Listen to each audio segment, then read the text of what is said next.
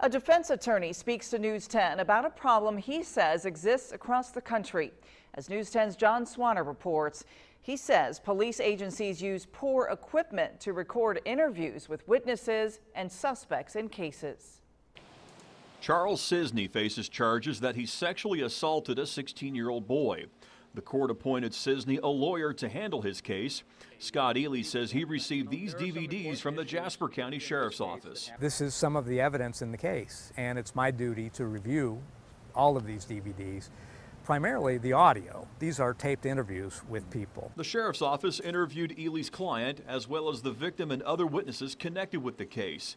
Ely says the audio is very poor, so poor that he can hardly hear what's being said. Law enforcement uses often antiquated recording techniques with regard to microphone placement, with regard to the quality of microphones sometimes. After speaking with Mr. Ely about his concerns, we took those concerns to Jasper County Sheriff Rick Britton, who was kind enough to show us his recording system. This is the older part of the jail. This used to be the quarters for the sheriff years ago. This is the department's interview room. The detective and witness sit across from one another. This camera records the interview. The microphone is up high. Across the hall in this room, another deputy sits and captures the interview on a department computer, the same computer which burned the DVDs of Mr. Ely.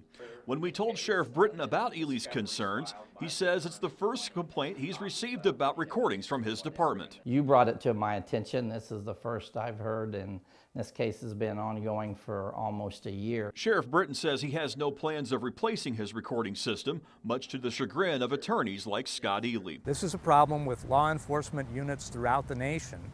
This creates a problem for the prosecutor, for the defense attorney, and it sometimes causes delays. Which was the case in Cisney's case last week when Ely said he didn't have time to adequately prepare for hearings because of the audio on these DVDs. In Newton, Illinois, I'm John Swanner, News 10. Ely says the DVDs will also not play on today's DVD players. He can only play it on his laptop. Again, Sheriff Britton says this is the first time he's heard this complaint as well.